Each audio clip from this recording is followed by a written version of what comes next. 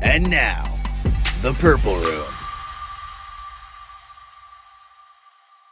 Welcome into the Purple Room presented by Clutch City Cluckers. I'm Patricia Caputo. He's David Bartholomew, and our producer Adam Gattuso is here as well. As always, David, you kind of look like a gamer today with the microphone.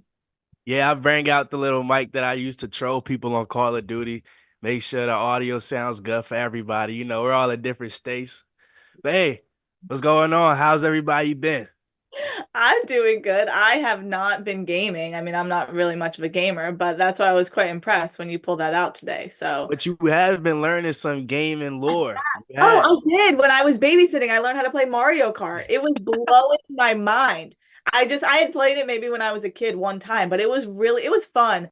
I lost every time, but it was great. I felt like I learned a lot. It was on the Nintendo and all that, so I don't know if they're on Yeah. if it's on Xbox or something. I Now, don't know how it works, but speaking of Nintendo, my nephew, he has like a Nintendo Switch. And when I was a kid, I had the DS. Like when I was his age, and I played this game called Sonic Colors. And I opened his Switch and he was playing the same game. And it hit me right there. I was like, oh my God, I raised him correctly. Yes. But I was at the same time, I was like, yo, I'm old. I was like, wow, you I playing the know. same game. Growing up is so weird, I will admit. But let's not get on that because I'll get upset. Let's talk about what's going on. We have what's going on presented by Sonic on East Boyd. If you're a student and you're in Baton Rouge, be sure to go in there with your student ID card and you'll get 10% off your order. So let's get it going. Let's talk about LSU Baseball, who this podcast is being filmed. LSU Baseball is playing in just about 45 minutes. So they're taking on Wofford. So, David, what are the realistic expectations for this team for the postseason? I'm gonna try to be as realistic as possible, as unbiased as possible. You That's know, all great. I'm I'm excited for the team's potential. Obviously, the season didn't go how everybody expected, but I don't think that this like it was anything shocking to the team itself. This team, they already knew coming in. Coach Jay already told them coming in that y'all are not the same team as last year. We lost a bunch of guys. Oh, my light just played. But we lost a bunch of guys. It's gonna be a whole different team, whole different playing style. And they've adapted. They got it together in that SEC tournament and went on a run. They went hot. And if you've seen the odds from before the SEC tournament to now of LSU's chances to winning the Mhm. College World Series, they went up crazy. Like LSU's third now out in like the nation in like like odds of winning the College World Series, and I think we got a chance to make it far. I'm not gonna say it's a two-peat coming because it's still some difficult teams that they're gonna have to face, and if we eventually end up having to go and rematch Tennessee, that's a hard hitting team. Like that's a that's a crazy team. There's a lot of dogs out there. My biggest concern for LSU baseball is probably that every inning, this team could change drastically. Like this team could be the best team ever one inning. The next inning, give up 10 runs and look like a JUCO team. It can be the opposite too. Yeah, it can be the opposite. That's why it's like watching LSU That's what I baseball, mean. it Yeah, makes it my is. And it could be stomach like the hurt. total. Oh, We were talking about that. We have a group chat for the podcast, and everyone's like, I'm freaking out right now. I don't know what to do. What's going on? And that was against, no, not, was it the Tennessee game or the game before? I think it was, where we were all just in angst the whole time. We are like, this game won't end. Now it's going to extra innings. But I agree. All I'm saying, we're not clearly making predictions for this game just because it's probably going to happen by the time this podcast comes out. But LSU has never lost to a Southern Conference team. So ever. I mean, seriously, they're like 9-0, 3-0. Every team that they've played, I yeah. put it here somewhere. Yeah, Samford, they're 3-0 against them, 9-0 against Mercer, excuse me, and then 1-0 against Western California. The list goes on and on. So what concerns me is if they have to go on and play North Carolina. And Yeah. North Carolina, they have that home field advantage because this is the Chapel Hill Regional. They can go out there. I think they've only lost 2 games at home this season. Yes, they're 32-2 this season. And they've won 27 in a row at home at one point in their season. And most notably, I was looking at their team. This kind of sold me, kind of just based off his name, but also he has some statistics. Outfielder Vance Honeycutt for North Carolina. I was like, what a sick last name. And for baseball, it That just is a goes good perfect. last name. Like that was awesome. He's coming back, and he is the first in ACC history to reach 50 home runs and 70 stolen bases. And credit to Tommy White, he's done a lot. But every stat that I see about Tommy White, it's like he's the fourth in NCAA history, the fifth in NCAA history, and that's great.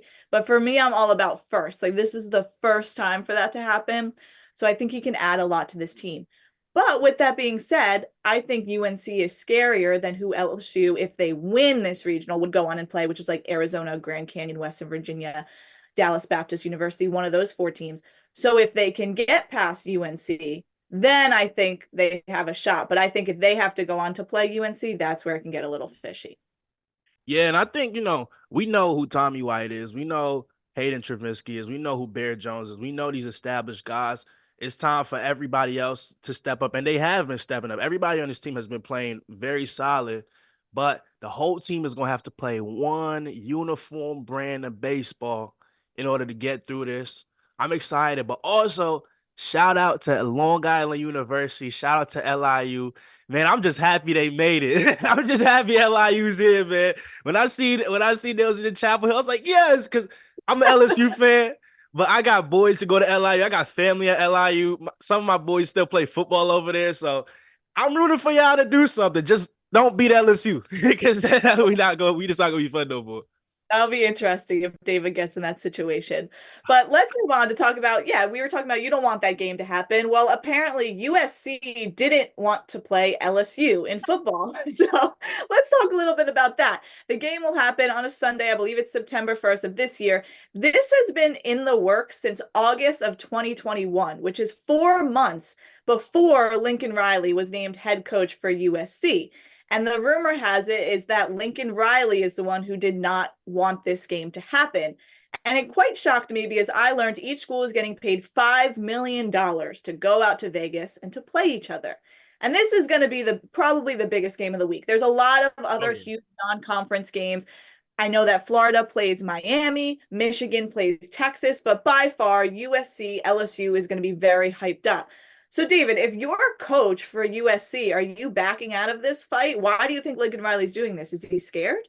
I don't got a back out bone in my body. Listen, if we got that game and they tell me we doing it, I'm saying it's on. I'm telling my team we going to war. But I can understand why Lincoln Riley doesn't want to do it. You just lost your Heisman quarterback. You're losing a bunch of players. And then it's USC's first year in the Big Ten. And they have a tough schedule. Like, I'm not going to lie. If I could just read off the schedule real quick, they start with LSU. Then they got Utah State. They go to Michigan. They come back home for Wisconsin, Minnesota, Penn State, Maryland, Rutgers, Washington, Nebraska, UCLA, and then they finish it off with Notre Dame. That's an insanely tough schedule for their first season in the Big Ten. And it's like, oh, it's going to suck when you got to start it with a loss to LSU. I mean, dang, it's going to start when you get your butt whooped. And now you got to tell your team, it's okay, guys. It's okay. We just got a bunch of more difficult games left, but y'all got it. Just hold on. And you just get whooped every single game.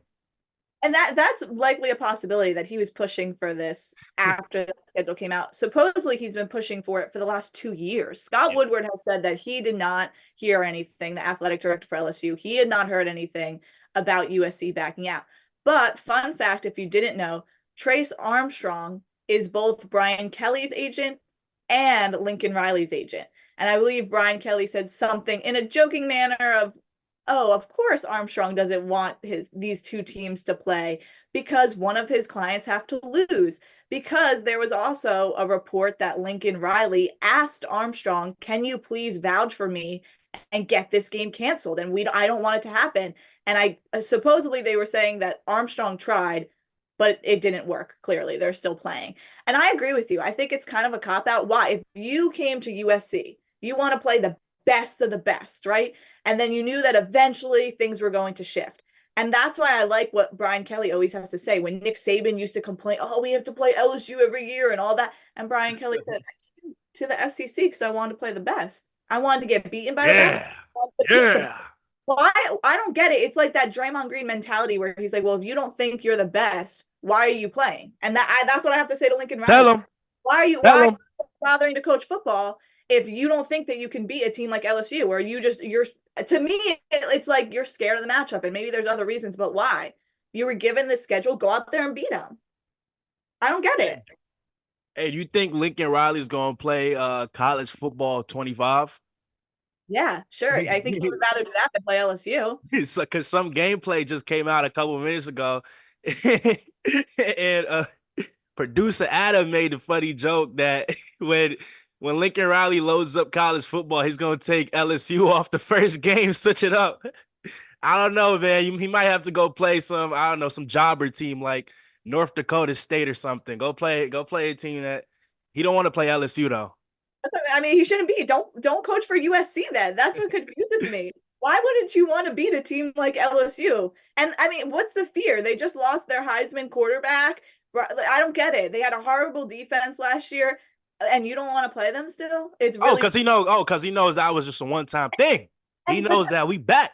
But to Lincoln Riley don't want to start with an L. He don't want that USC fan base like, oh my God, but because he knows it's gonna be embarrassing. If I could go to Vegas, I'd be the first person in there. I would sign up to be a volunteer janitor so I could get in the building earlier, clean it up, so I could watch LSU mess them up.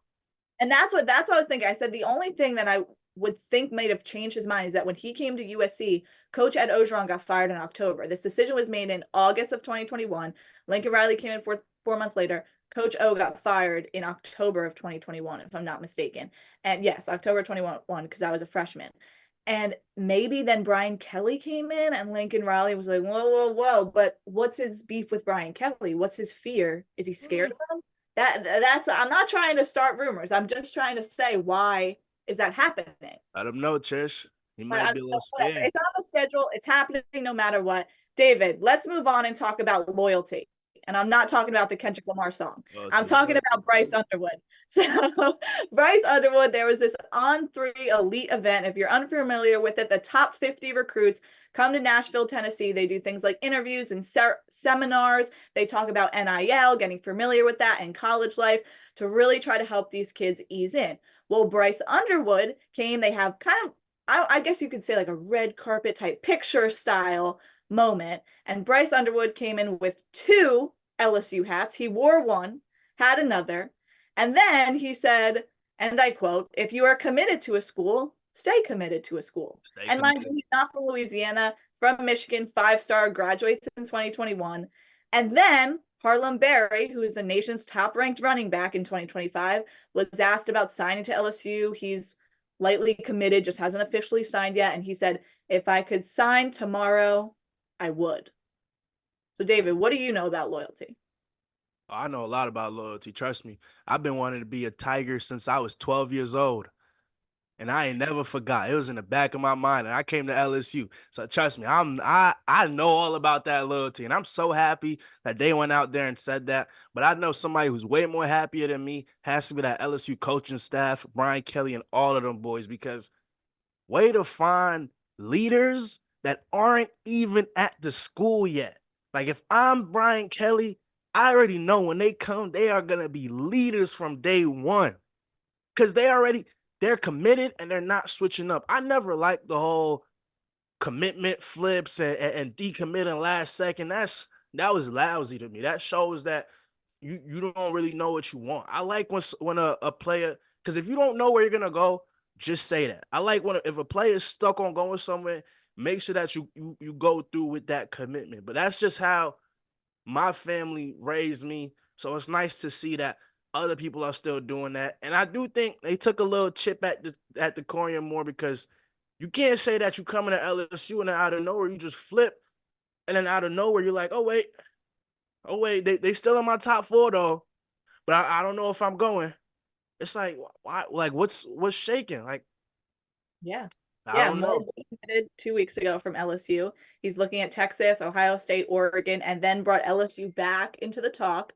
And then he is now, as I was reading, all sites are pointing to him going to Texas. He has not said anything, but all the recruiters are expecting him to go to Texas, but maybe he will go to LSU, maybe after those comments. But there's a ton of beef. I know people up here in New Jersey who still have beef with Saquon Barkley because when he was a freshman or a sophomore, I think he verbally committed to Rutgers and then clearly ended up going to Penn State and having a great career there.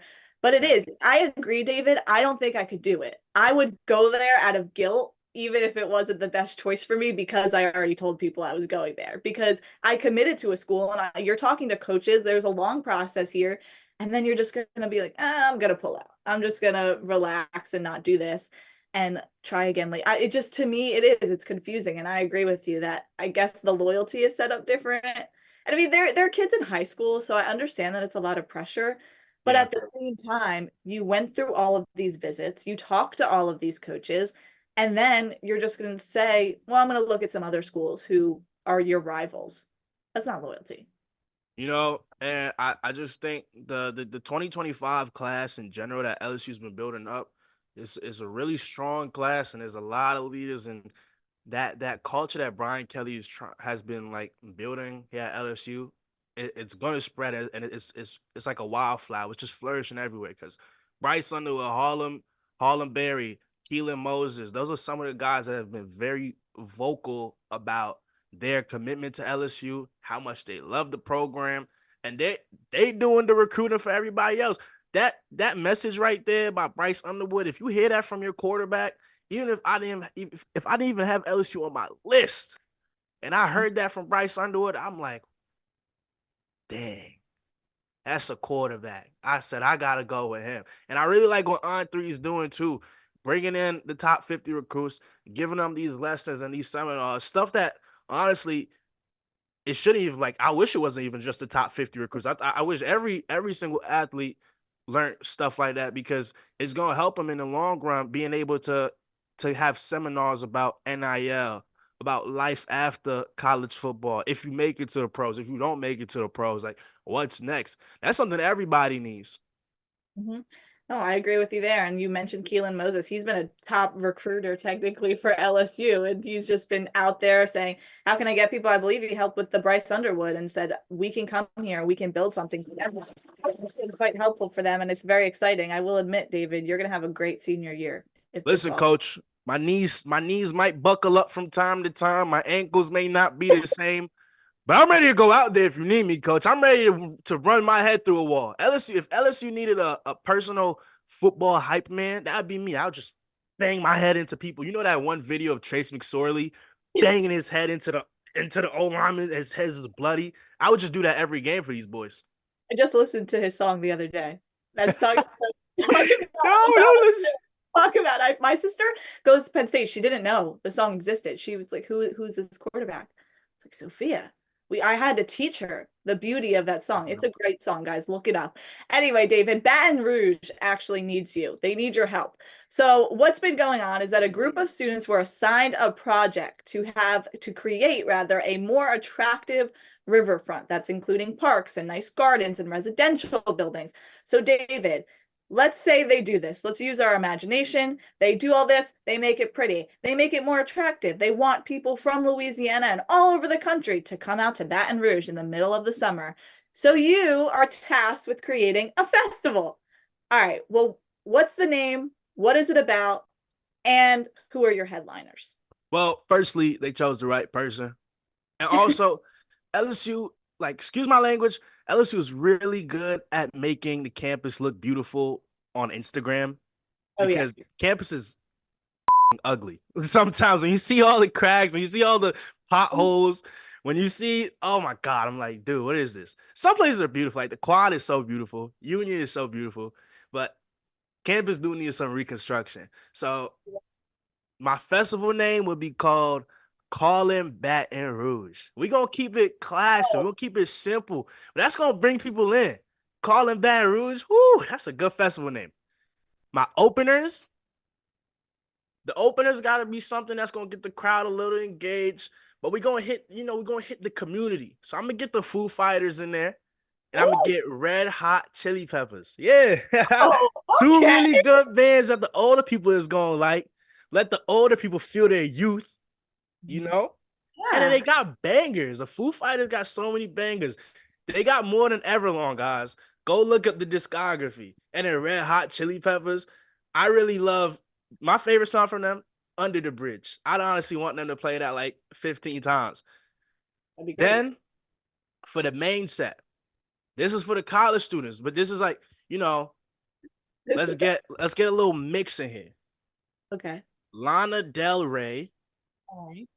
but not just her. Lana Del Rey and Sexy Red together, duo performance. Okay. And we got Zach Bryan on the guitar. Oh! You didn't even know I was gonna pull that one out. You're making a banger. That's a banger. He's great. Yeah. Dude, it would go. Imagine all three of them with Revival. Oh, my God. That's great. All right. Look, and Zach Bryan can bring his boys out again like he did at that one concert. He can bring Christian McCaffrey and everybody, all his friends. They come out, go crazy. We have like a 30, 35, 45-minute Revival encore. That would be sick. Well, I went to the Zach Bryan concert, and those, I must say, the best 11 minutes of my life. Yeah. Still. The best 11 minutes of my life was sitting there singing Revival because I listened to the live version before, and I knew exactly what he was going to say. Yes, if I could get that moment back and feel like that every day of my life, I would. That's really over dramatic. It's really true. Great. And like it's just great. It's just awesome. I'll tell you. That's my festival right there. I think it'll be perfect. I'm so happy that we think so differently. I'm a little nervous here to have the same headliners and such. But mine would be called The Decades of Summer. And why I would be doing this is because I'm bringing in people from Louisiana, artists from Louisiana, okay, throughout the decades, right? So that's really what greatest hits of these artists. So I would get Britney Spears, okay? There might be some legal battles with that, and there might be some trouble, but she's from Louisiana, and I feel that I can encourage her to come out.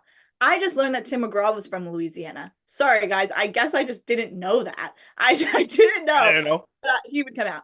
Okay, originally I had DJ Khaled, and then our producer Adam was like, you're not even putting Lil Wayne in here. And I don't know why. I was just trying to be fancy and get like, people, like artists that people don't know who are from Louisiana. But how do you have a Decades of Summer festival and not bring in Lil Wayne? And he's been here through so many Weezy, you gotta bring Weezy. So he's coming on. He's going to make up for that concert that he never came to at LSU and do this instead. And then I'm going to have Randy Jackson. Randy Jackson's from Louisiana. He went to Southern University. I just also learned he was in Journey for 3 years. That's kind of embarrassing that I didn't know that either. But he was a bass guitarist. And he's going to be awesome because he's going to bring out Journey. And they're going to do an encore type thing like Revival. Because imagine it with Don't Stop Believing at the end. Everyone jumps into the disgusting river and they're just like singing their hearts out. Don't Stop Believing. Everyone's having a great time. And then, special appearances, Keon Coleman and CeeDee Lamb, because they're both from Opelousas and they're cousins. Also didn't know that until 2 days ago. So special appearances from them. And then everyone, oh my gosh, 2 wide receivers. It's so cool. So, yeah. Hold on. I like that. Keon Coleman, CeeDee Lamb. But then watch this. Okay. We get some smoke in air. They're like, oh my God, what's going on? Boom, all the smoke disappears. NBA Youngboy, right in between both of them. I ain't going outside today. I thought about Youngboy. As I'm thinking about Youngboy, I just thought that the Britney Spears legal hurdles would be so much for the festival that we'd have to push Youngboy to year 2. Yeah, he would have so many legal troubles. So I was like, all right, I gotta. That's true. For later, but I agree. If we can make that happen, that'd be awesome. But I know our producer Adam Gattuso had one of his own. So Adam, let's hear it. At a festival. Let's hear it. All right, so please excuse my computer fan. I'm running all the software on the back end of this thing. Nothing I can do about it, as much as I tried. But yeah, I'm mostly off camera, especially in the summer right now. But as the only person still in Baton Rouge, I thought about this one. And then David came and blew it out the water just by calling Baton Rouge, but that's whatever. But I introduced the Capital Cookout. All right, so we got an all-day event, right? We're starting this thing maybe like noon. Okay. We're gonna be out there all day. We got our friends over at Fred's. They're serving up the drinks. We got local vendors from all over the city.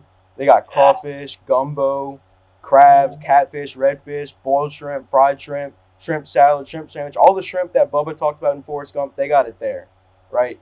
Big old seafood festival. We're having like cook-offs, we're having competitions, right? Oh my God.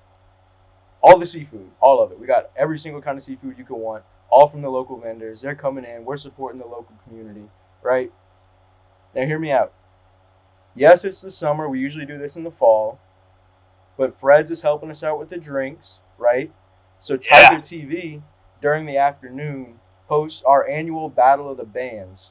So we got all the local BR bands. They're coming in. They're showing off what they got. They're showing off the talent in Baton Rouge, right? They're competing for the Battle of the Bands title. David, Patricia, y'all are hosting once again because y'all killed this year. All right. And then later in that afternoon, let's say it's like 7 o'clock, the sun's going down over the Mississippi River. I wanted to go Tim McGraw, but Patricia, you already took it. You claimed it. I let you have it. Already booked them. I took maybe a little bit more of what I think is maybe a little bit more realistic route, right? So we got Lainey Wilson. Okay. She's in right now. She's popular. People love her. She's from Louisiana. She does a lot of tourism stuff for the state, like always trying to bring people back in. So I think maybe that's someone who would be down to come in and help out and show some support to Baton Rouge. You know, she performs maybe like an hour. Kind of like what David said, how like we have somebody for the like older crowd that people might like, get a country musician in there, right? She finishes at like 8:30. Then we got LSU, we got Southern. The two best bands in the entire country in the same city at the same festival. They come in, they collab. They're playing some songs from their respective schools.